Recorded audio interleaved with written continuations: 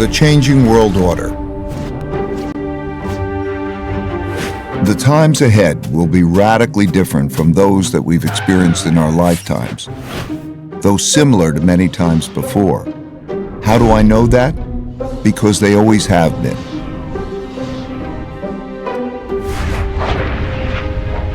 Over my roughly 50 years of global macroeconomic investing, I've learned the hard way that the most important events that surprised me did so because they never happened in my lifetime.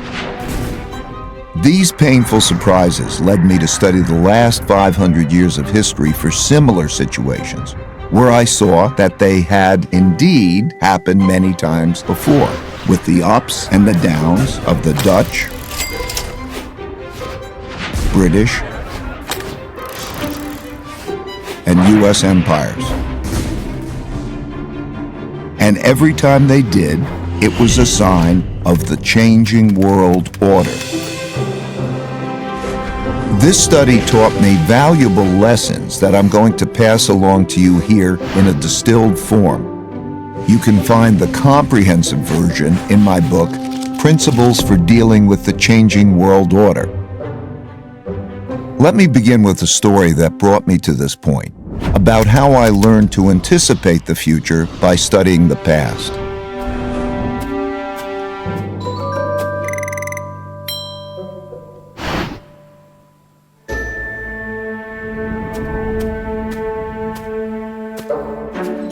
In 1971, when I was a young clerk on the floor of the New York Stock Exchange, the United States ran out of money and defaulted on its debts. That's right, the U.S. ran out of money. How?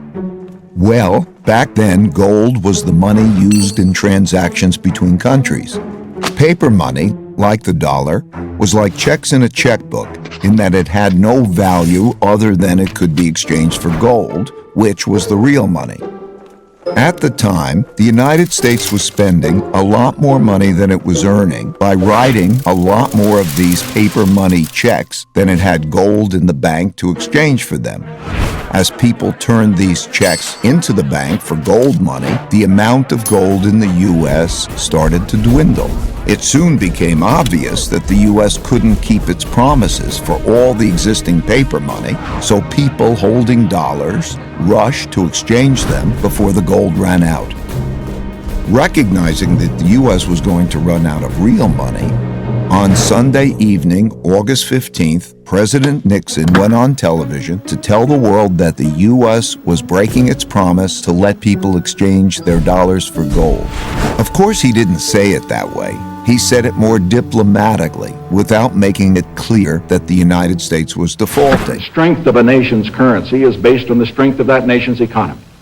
And the American economy is by far the strongest in the world. Accordingly, I have directed the Secretary of the Treasury to take the action necessary to defend the dollar against the speculators. I have directed Secretary Connally to suspend temporarily the convertibility of the dollar into gold or other reserve assets, except in amounts and conditions determined to be in the interest of monetary stability and in the best interest of the United States. I watched in awe, realizing that money as we understood it was ending. What a crisis! I expected the stock market to plunge the next day, so I got on the exchange floor early to prepare. When the opening bell rang, pandemonium broke out, but not the kind I expected.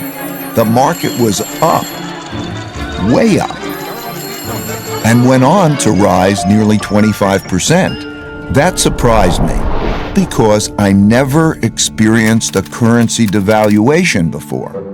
When I dug into history, I discovered that the exact same thing happened in 1933 and had the exact same effect.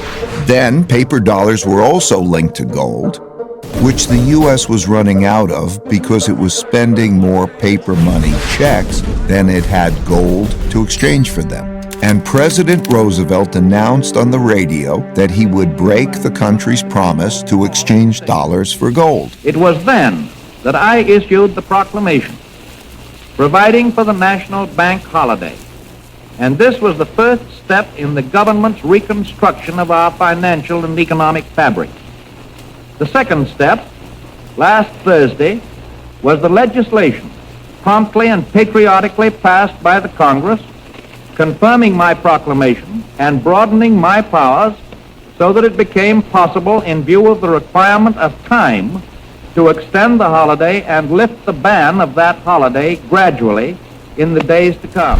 This law also gave authority to develop a program of rehabilitation. In both cases, breaking the link to gold allowed the U.S. to continue spending more than it earned, simply by printing more paper dollars. Since there was an increase in the number of dollars without an increase in the country's wealth, the value of each dollar fell. As these new dollars entered the market, without a corresponding increase in productivity, they went to buy lots of stocks, gold, and commodities, and hence caused their prices to rise. As I studied more history, I saw that the exact same thing happened many, many times before. I saw that since the beginning of time, when governments spent much more than they took in taxes, and conditions got bad, they ran out of money and they needed more. So they printed more, a lot more, which made its value fall and made the prices of most everything, including stocks, gold, and commodities, rise. That's when I first learned the principle that when central banks print a lot of money to relieve a crisis, buy stocks, gold, and commodities because their value will rise and the value of paper money will fall. This printing of money is also what happened in 2008 to relieve the mortgage-driven debt crisis, and in 2020 to relieve the pandemic-driven economic crisis, and it almost certainly will happen in the future. So I suggest that you keep this principle in mind. These experiences gave me another principle, which is to understand what is coming at you, you need to understand what happened before you. That principle led me to study how the Roaring '20s bubble turned into the 1930s depression, which gave me the lessons that allowed me to anticipate and profit from the 2007 bubble, turning into the 2008 bust. All these experiences led me to develop an almost instinctual urge to look to the past for similar situations, to learn how to handle the future well. Changing orders.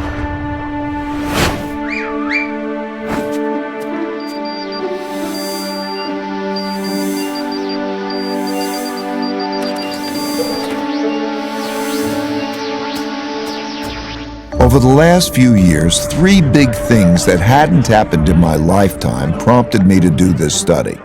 First, countries didn't have enough money to pay their debts, even after lowering interest rates to zero, so their central banks began printing lots of money to do so.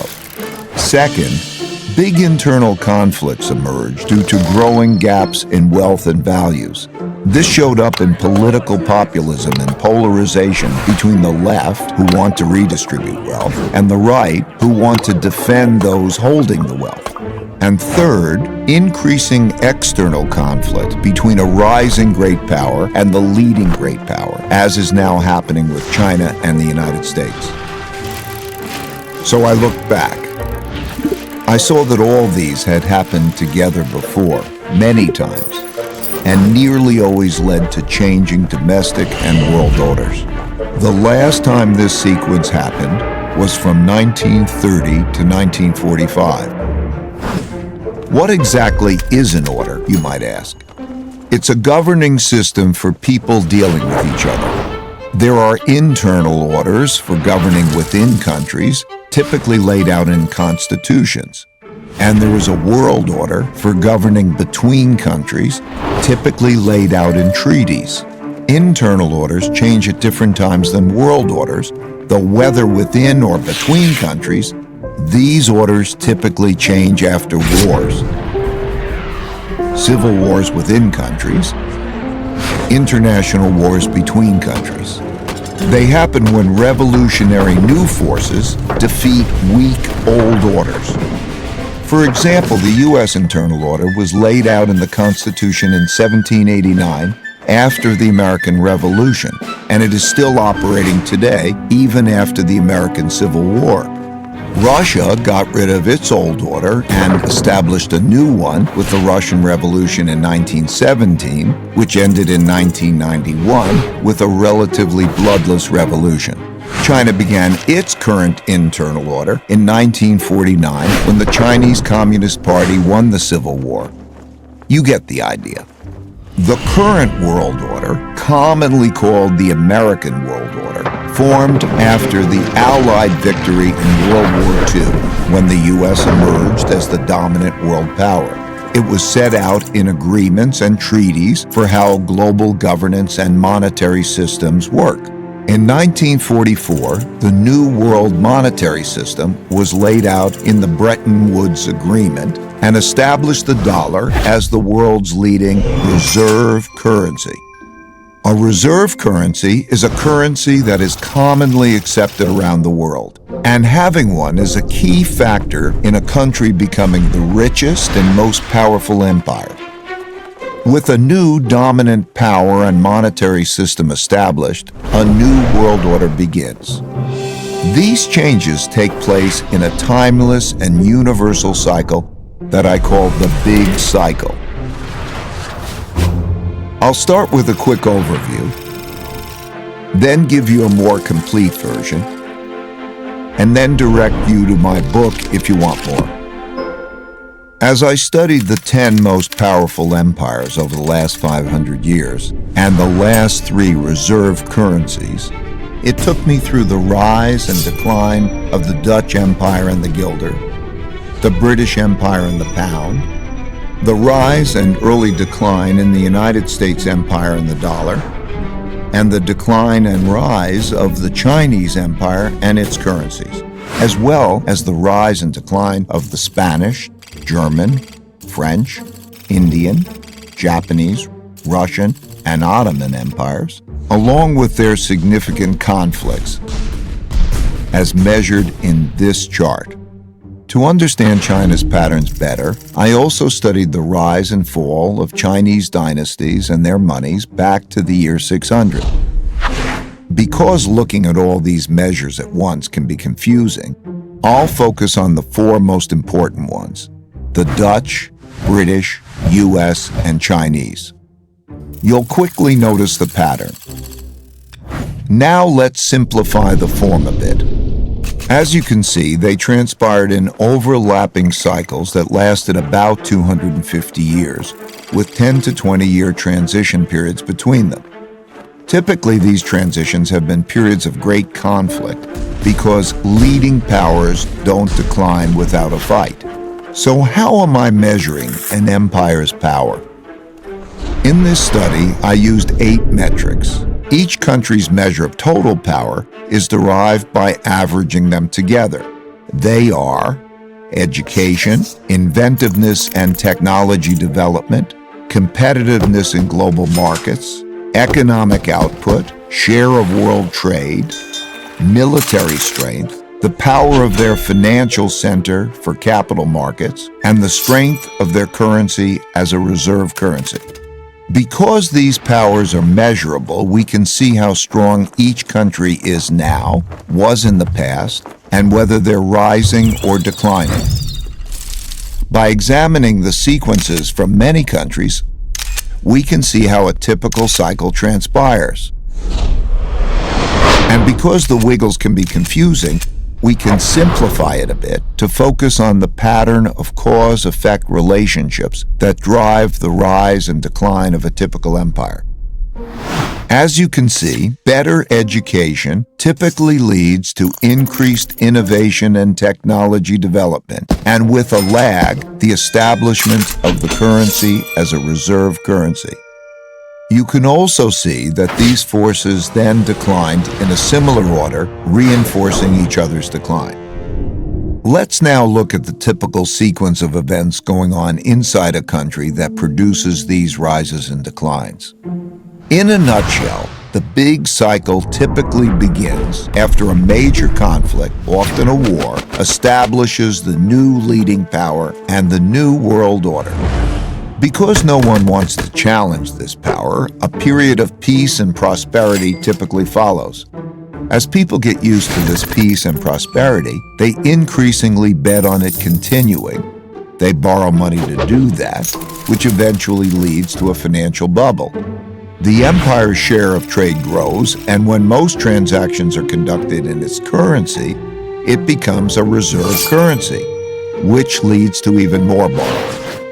At the same time, this increased prosperity distributes wealth unevenly, so the wealth gap typically grows between the rich haves and the poor have-nots. Eventually, the financial bubble bursts, which leads to the printing of money and increased internal conflict between the rich and the poor, which leads to some form of revolution to redistribute wealth. This can happen peacefully or as a civil war. While the empire struggles with this internal conflict, its power diminishes relative to external rival powers on the rise.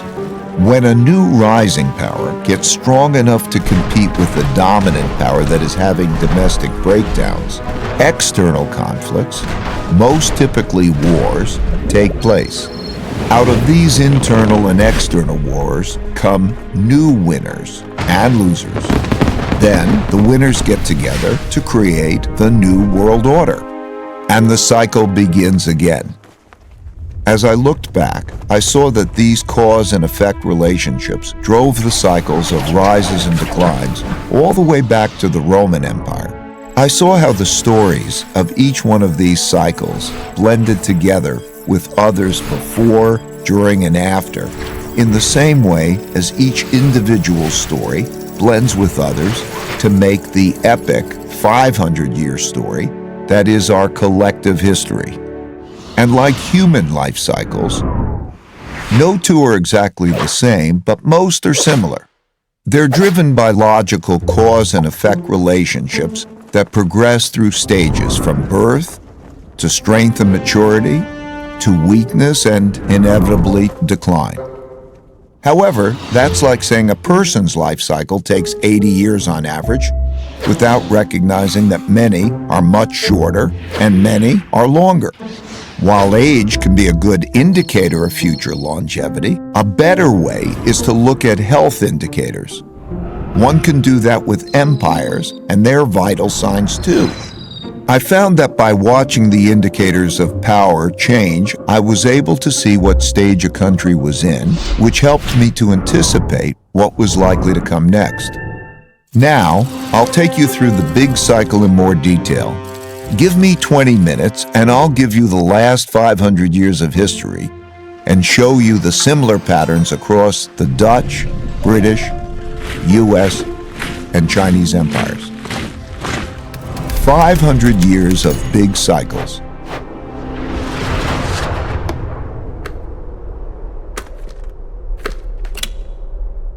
I'm going to describe the typical cycle by dividing it into 3 phases: the rise, the top, and the decline. The rise. Successful new orders that rise, both internal and external, are typically started by powerful revolutionary leaders doing 4 things. First, they win power by gaining more support than the opposition. Second, they consolidate power by converting, weakening, or eliminating the opposition so they don't stand in their way. Third, they establish systems and institutions that make the country work well. And fourth, they pick their successors well, or create systems that do that. Because a great empire requires many great leaders over several generations. At this stage, soon after winning the fight, there is typically a period of peace and growing prosperity because the leadership is clearly dominant and has broad support, so no one wants to fight it. During this phase, leaders within the country have to design an excellent system to raise the country's wealth and power. First and foremost, to be great, they must have strong education, which is not just teaching knowledge and skills, but also strong character, civility, and work ethic. These are typically taught in the family, schools, and religious institutions. That provides a healthy respect for rules and laws, order within society, low corruption, and enables them to unite behind a common purpose and work well together. As they do this, they increasingly shift from producing basic products to innovating and inventing new technologies.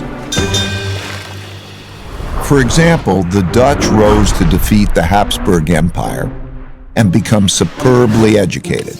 They became so inventive that they came up with a quarter of all major inventions in the world, the most important of which was the invention of ships that could travel around the world to collect great riches, and the invention of capitalism, as we know it today, to finance those voyages. They, like all leading empires, enhanced their thinking by being open to the best thinking in the world. As a result, the people in the country become more productive and more competitive in world markets, which shows up in their growing economic output and rising share of world trade. You can see this happening now as the US and China are roughly comparable in both their economic outputs and their shares of world trade. As countries trade more globally, they must protect their trade routes and their foreign interests from attack, so they develop great military strength. If done well, this virtuous cycle leads to strong income growth, which can be used to finance investments in education, infrastructure, and research and development. They must also develop systems to incentivize and empower those that have the ability to make or take wealth. In all of these cases, the most successful empires used a capitalist approach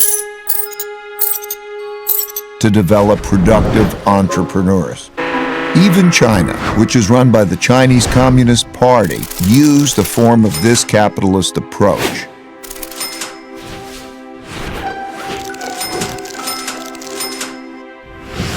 Deng Xiaoping, when asked about this, said, "It doesn't matter if it's a white cat or a black cat as long as it catches mice. And it's glorious to be rich." To do this well, they must develop their capital markets. Most importantly, their lending, bond, and stock markets. That allows people to convert their savings into investments to fund invention and development, and share in the successes of those who make great things happen. The Dutch created the first publicly listed company, the Dutch East India Company, and the first stock market to fund it, which were integral parts of the system that produced massive wealth and power. As a natural consequence, the greatest empires developed the world's leading financial centers for attracting and distributing the world's capital. Amsterdam was the world's financial center when the Dutch were preeminent. London, when the British were on top. New York is now, and China is quickly developing its financial centers. Most importantly, the capitalists, the governments, and the military must work together. Not only did the Dutch work well together, they were one and the same. The Dutch East India Company was granted a trade monopoly from the government and had its own officially sanctioned military to go out into the global markets to make and take wealth. The British followed with the British East India Company and had a similar coordination of their government, business, and military operations. The U.S. military-industrial complex followed suit, as does the Chinese system today. As the country becomes the largest international trading empire, its transactions can be paid with its currency, making it the preferred global medium of exchange. And because their currency is so widely accepted and frequently used, people around the world want to save in it, making it the preferred storehold of wealth, and thus the world's leading reserve currency. The guilder was the world's main reserve currency when the Dutch led world trade, the pound was when the British led, and the dollar has been since the US led. Naturally, China's currency is increasingly being used as a reserve currency. Having a reserve currency enables the empire to borrow more than other countries. That advantage is huge. Think about it. People all over the world are eager to save and hence lend back their currency to the empire. Countries without a reserve currency don't have that. And when the empire runs out of its own money, remember the United States in 1971? They can always print more. The exorbitant privilege afforded by the empire's reserve currency leads borrowing to increase and the beginning of a financial bubble. This series of cause and effect relationships leading to mutually supportive financial, political, and military powers, bolstered by the borrowing power of a reserve currency, have gone together since history began to be recorded. All the empires that became the most powerful in the world followed this path to the top.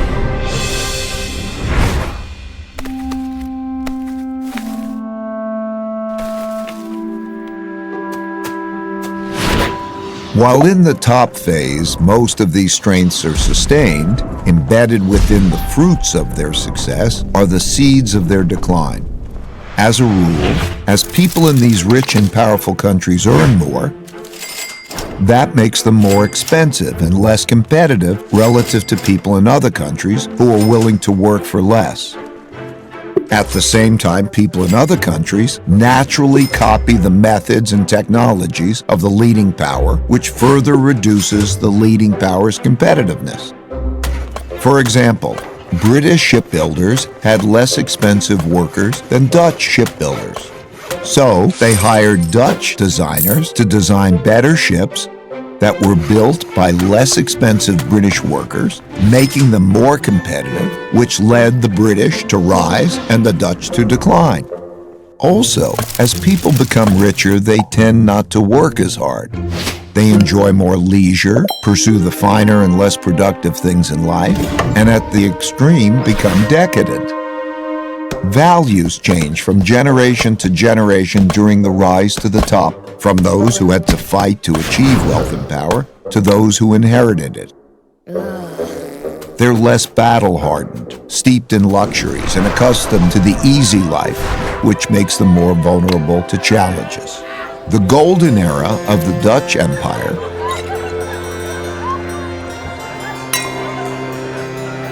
and the Victorian era of the British Empire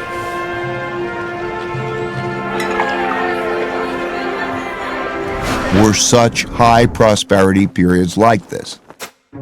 As people get used to doing well, they increasingly bet on the good times continuing and borrow money to do that, which grows into financial bubbles. Naturally, the financial gains come unevenly, so the wealth gap grows. Wealth gaps are self-reinforcing because rich people use their greater resources to reinforce their powers. For example, they give greater privileges to their children, like better education, and they influence the political system to their advantage. This causes the gaps in values, politics, and opportunities to grow between the rich haves and the poor have-nots. Those who are less well-off feel the system is unfair, so resentments grow. But as long as the living standards of most people are still rising, these gaps and resentments don't boil over into conflict. Having the world's reserve currency inevitably leads to borrowing excessively and contributes to the country building up large debts with foreign lenders. While this boosts spending power over the short term, it weakens the country's financial health and weakens the currency over the long term. In other words, when borrowing and spending are strong, the empire appears very strong, but its finances are in fact being weakened. The borrowing sustains the country's power beyond its fundamentals by financing both domestic overconsumption and international military conflicts required to maintain the empire. Inevitably, the cost of maintaining and defending the empire becomes greater than the revenue it brings in, so having an empire becomes unprofitable. For example, the Dutch Empire overextended around the world and fought war after increasingly expensive war with the British and other European powers to protect its territory and trade routes. The British Empire similarly became massive, bureaucratic, and lost its competitive advantages as rival powers, particularly Germany, soared, leading to an increasingly expensive arms race and World War. The U.S. has spent about $8 trillion on foreign wars and their consequences since September 11, and trillions more for other military operations and for supporting military bases in 70 countries. And it still isn't spending enough to support its military competition with China in the area around China. In this cycle, the richer countries eventually get deeper into debt by borrowing from poorer countries that save more. It's one of the early signs of a wealth and power shift. This started in the United States in the 1980s when it had a per capita income 40 times that of China's and started borrowing from Chinese who wanted to save in dollars because the dollar was the world's reserve currency. Similarly, the British borrowed a lot of money from its much poorer colonies, and the Dutch did the same at their top. If the empire begins to run out of new lenders, those holding their currency begin to look to sell and get out rather than to buy, save, lend, and get in.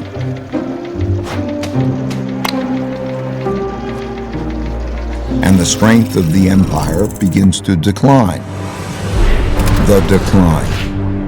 The decline comes from internal economic weakness together with internal fighting or costly external fighting or both. Typically, the decline comes gradually and then very suddenly. When debts become very large and there is an economic downturn and the empire can no longer borrow the money necessary to repay its debts, the financial bubble bursts. This creates great domestic hardships and forces the country to choose between defaulting on its debts or printing a lot of new money. It always chooses to print a lot of new money. At first gradually, and eventually massively. That devalues the currency and raises inflation. For the Dutch, this was the financial crisis brought about by financial excesses and paying for the Fourth Anglo-Dutch War. Similarly, for the British, it was paying for its financial excesses and its debts from the two world wars. And for the U.S., it's been 3 cycles of debt finance booms and busts since the 90s, with the central bank stepping in each time with stronger measures. When the government has problems funding itself, when there are bad economic conditions, and living standards for most people are declining, and there are large wealth, values, and political gaps, internal conflict between the rich and the poor, as well as different ethnic, religious, and racial groups, greatly increases. This leads to political extremism that shows up as populism of the left or the right. Those of the left seek to redistribute the wealth, while those of the right seek to maintain the wealth in the hands of the rich. Typically, during such times, taxes on the rich rise, and when the rich fear their wealth and well-being will be taken away, they move to places, assets, and currencies they feel safer in. These outflows reduce the empire's tax revenue, which leads to a classic, self-reinforcing, hollowing out process. When the flight of wealth gets bad enough, governments outlaw it. Those seeking to get out begin to panic. These turbulent conditions undermine productivity, which shrinks the economic pie and causes more conflict about how to divide the shrinking resources. Populist leaders emerge from both sides and pledge to take control and bring about order. That's when democracy is most challenged because it fails to control the anarchy. and it is when the move to a strong populist leader who will bring order to the chaos is most likely. As conflict within the country escalates, it leads to some form of revolution or civil war to redistribute wealth and force the necessary big changes. This can be peaceful and maintain the existing order, but it's more often violent and changes the order. For example, the Roosevelt Revolution to redistribute wealth was relatively peaceful and maintained the existing internal order, while the French Revolution, the Russian Revolution, and the Chinese Revolution were much more violent and led to new internal orders. This internal conflict makes the empire weak and vulnerable to rising external rivals who, seeing this domestic weakness, are more inclined to mount a challenge. This raises the risk of great international conflict, especially if the rival has built up a comparable military. Defending oneself and one's empire against rivals requires great military spending, which has to occur as domestic economic conditions are deteriorating and the empire can least afford it. Since there is no viable system for peacefully adjudicating international disputes, these conflicts are typically resolved through tests of power. As bolder challenges are made, the leading empire is faced with the difficult choice of fighting or retreating. Fighting and losing is the worst outcome, but retreating is bad too, as it cedes progress to the rival and signals that the empire is weak to those countries that are considering which side to be on. Poor economic conditions cause more fighting for wealth and power, which inevitably leads to some kind of war. Wars are terribly costly. At the same time, they produce the tectonic shifts that realign the new orders to the new realities of wealth and power in the world. When those holding the reserve currency and debt of the declining empire lose faith and sell them, that marks the end of its big cycle. Of the roughly 750 currencies that existed since 1700, less than 20% now exist, and all of them have been devalued. For the Dutch, this happened after their defeat in the Fourth Anglo-Dutch War, when they weren't able to repay the massive debts they built up during it. This led to a run on the Bank of Amsterdam and a desperate sell-off, forcing massive money printing, which devalued the currency and the empire into irrelevance. For the British, this happened after World War II, when despite their victory, they could not repay the massive debts they borrowed to fund their war effort. This led to a series of money printing, devaluations, and sell-offs in the British pound as the US and the dollar emerged dominant and created a new world order. At the time of this recording, the United States hasn't yet reached this point. While it has massive debt, spends more than it earns, and funds this deficit with more borrowing and printing huge amounts of new money, the big sell-off in dollars and dollar debt hasn't yet begun.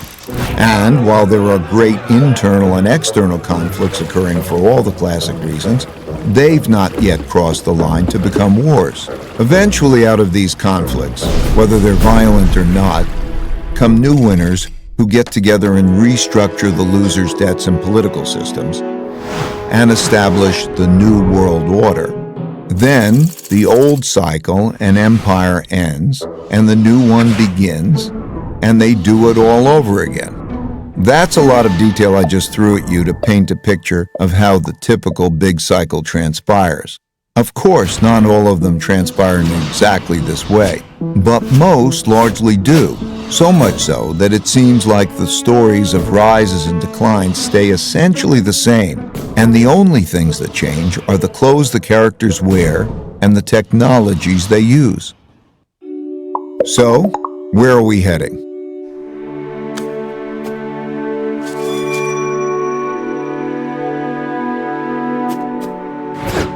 The future.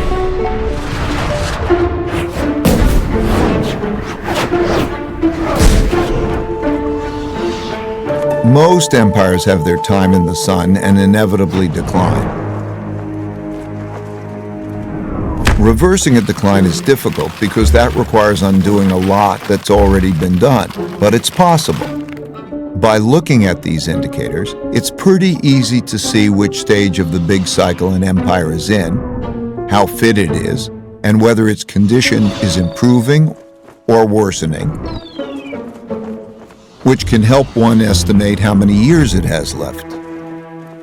Still, these estimates aren't precise, and the cycle can be extended if those in charge pay attention to their vital signs and improve them. For example, knowing that a person is 60 years old, how fit they are, whether they smoke or not, and a few other basic vital signs, one can estimate the person's longevity.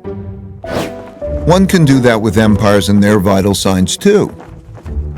It won't be precise, but it will be broadly indicative and give clear direction on steps to take to increase longevity. It's most often the case that a nation's greatest war is with itself over whether or not it can make the hard decisions needed to sustain success. As for what we need to do, it comes down to just two things: earn more than we spend and treat each other well. All other things I mentioned, strong education, inventiveness, being competitive, and all the rest, are just ways of getting at these two things. It's easy to measure if we're doing them. So like people who want to get fit, let's get on the program and improve our vitals. Let's do that individually and collectively. My goal for sharing this picture of how the world works and a few principles for dealing with it well is to help you recognize where we are and the challenges we face, and to make the wise decisions needed to navigate these times well.